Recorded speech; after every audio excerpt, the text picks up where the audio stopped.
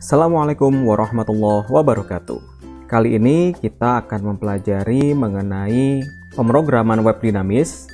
Jadi SAM ini disebut paket bundle karena di dalamnya terdapat Apache, MySQL, FileZilla, Mercury, sampai dengan Tomcat. Jadi kalau misalnya ditanya programmingnya pakai apa, ya jangan pakai SAM ya. Programming webnya misalnya saya pakai PHP gitu ya. Saya pakai database-nya MySQL ya. Jadi itu paketnya yang di dalamnya yang kita sebutkan sebagai tools pemrogramannya. Apache ini adalah web server untuk melakukan penanganan terhadap source code dengan tipe PHP.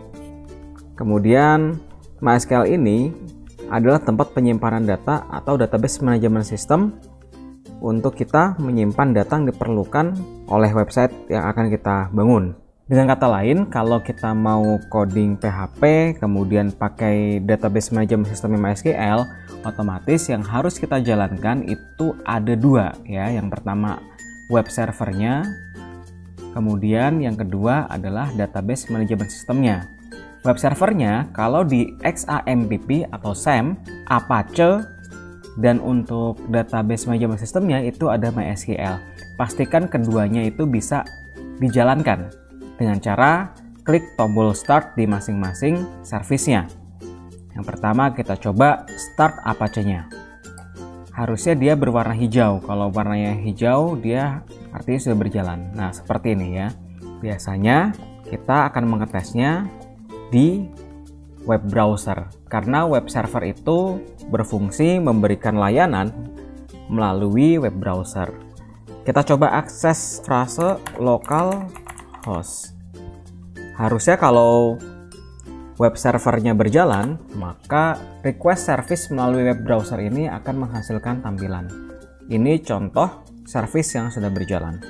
Coba kita lihat kalau misalnya kita matikan Apache-nya dan kita request menggunakan frase localhost, hasilnya seperti apa. Nah ini ya, jadi tidak ada tampilan apapun, bahkan di sini this site can't be reached.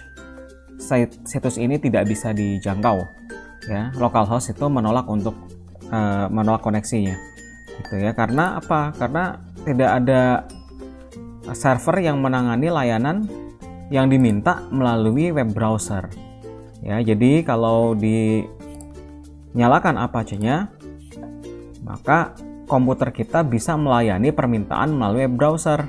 Microsoft Edge kita ketikkan juga localhost, maka hasilnya juga sama seperti itu ya. Jadi ada layanannya.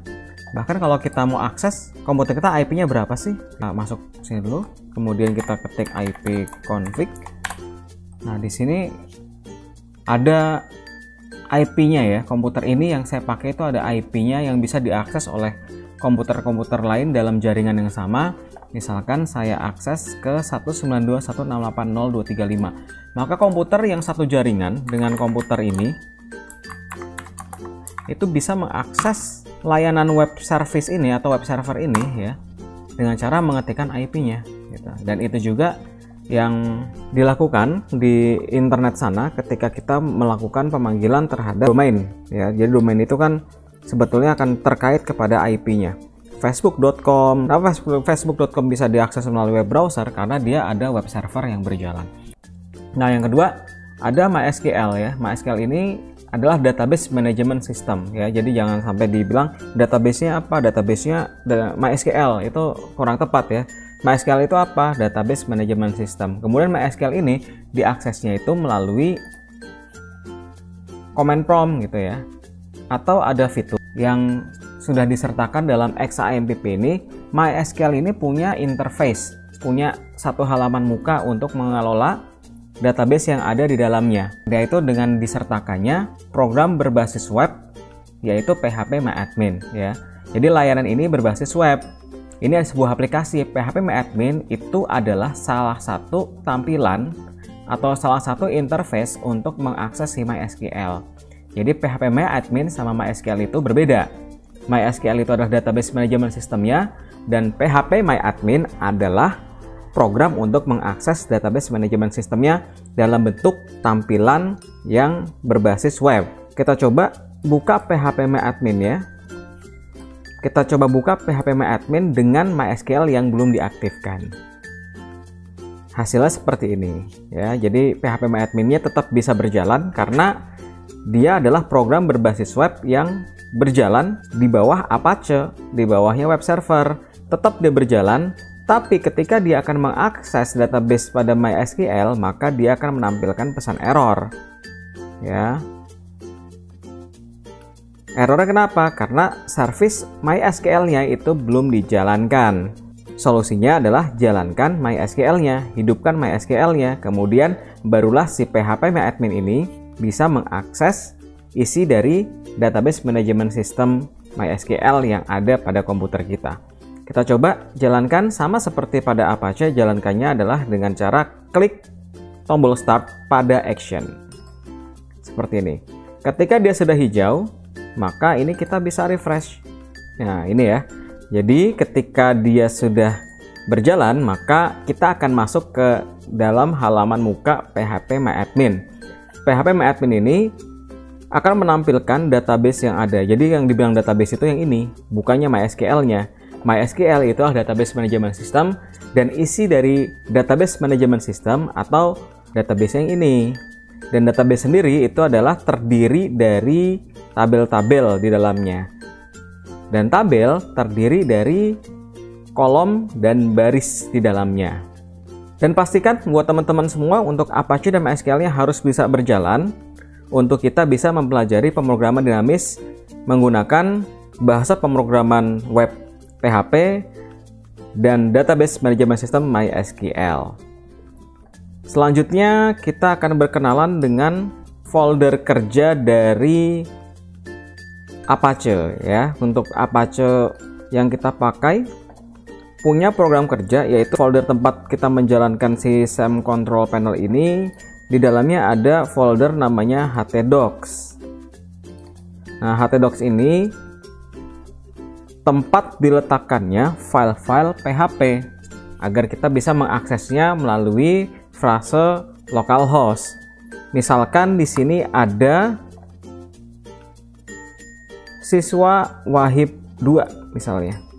Di dalamnya htdocs ada siswa Wahib 2, maka cara mengaksesnya adalah dengan cara memanggil localhost. Ya, localhost ini mewakili path sampai dengan htdocs. Jadi kalau di sini ada siswa Wahib 2, maka localhost garis miring siswa Wahib 2 misalkan seperti itu. Ya. Kalau misalkan di sini ada siswa Wahib, maka dia panggillah siswa Wahib seperti itu. Di dalamnya siswa Wahib itu ada show siswa misalkan. Maka ketika kita masuk ke siswa Wahib, kalau tidak ada landing page-nya, maka yang ditampilkan adalah list file. Dan di sini ada satu file namanya show siswa. Kita bisa jalankan itu di sini. Maka tampilannya seperti ini. Apa yang dijalankan? Localhost siswa Wahib garis miring show siswa.php.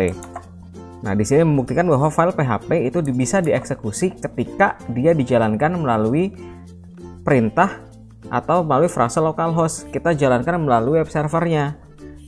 Jadi berbeda ya jika memang kita menjalankan file PHP, kita open, ini cara yang tidak tepat ya. Atau kita buka lah langsung ceritanya gini ya. Kita buka file show siswa ya. Seperti ini. Maka yang tampil adalah source code-nya ya, karena ini dibuka gitu aja dan ini tidak dieksekusi. Berbeda dengan HTML yang kalau dibuka langsung menggunakan web browser maka dia akan tampil. Tapi di sini kan programnya adalah menggunakan bahasa pemrograman PHP. Maka kita membutuhkan web server untuk mentranslate baris program atau sintaks program ini ke dalam sebuah tampilan. Nah, di sini ya kita harus cermat, jangan sampai file PHP ini dibuka langsung menggunakan web browser, maka hasilnya akan seperti ini. Tapi bukalah dia berdasarkan tempatnya. Saya ulangi kembali, kalau misalnya dia ada di htdocs siswa Wahib, kemudian ada show siswa, maka kita harus buka htdocs ini mewakili sampai localhost. Berarti localhost garis miring siswa wahib garis miring show siswa.php. Kita coba localhost garis miring siswa wahib garis miring show siswa.php. Maka hasilnya adalah sintaks pemrograman PHP-nya itu akan diterjemahkan menjadi sebuah tampilan, menjadi sebuah bahasa, menjadi sebuah instruksi pemrograman yang sudah dilaksanakan. Ya, tidak seperti yang tadi source code-nya yang muncul. Kalau kita buka langsung seperti ini, source code-nya yang ada ya. Tidak ada tampilannya. Ini adalah contoh yang salah dan yang ini adalah contoh yang betul. Oleh karenanya, ini harus dipahami dulu sebelum kita masuk ke dalam pemrograman berbasis webnya. Ya, pemrograman dinamis itu membutuhkan kemampuan untuk membuka file terlebih dahulu. Jangan sampai kita sudah ketik panjang-panjang, ternyata eksekusinya kita klik 2 kali, ya. Kemudian masuknya ke web browser langsung, maka hasilnya akan seperti ini, ya. Kita harus jalankan dia melalui instruksi localhost garis miring foldernya, kemudian garis miring filenya, seperti itu untuk pemrograman PHP ini ya. Jadi nanti kalau misalnya sudah bisa ditampilkan ya, nanti ada operasi lagi seperti ini ya, atau seperti ini ya, dan lain sebagainya. Yang penting untuk tahap pertama kita harus bisa membuka terlebih dahulu folder kerja dari Apache ini ya, berupa htdocs, dan kita harus meletakkan file-file dengan ekstensi PHP ini di dalam htdocs. Apakah harus PHP? Enggak juga ya. Semuanya bisa ya, tapi yang jelas ini adalah folder kerjanya. HTML juga bisa taruh di sini, CSS juga bisa ditaruh di sini ya. Yang penting harus difahami bahwa ini adalah folder kerja dari Apache atau web server yang ada pada paket bundle XAMPP. Mudah-mudahan bisa difahami sampai sini. Terima kasih atas perhatiannya. Assalamualaikum.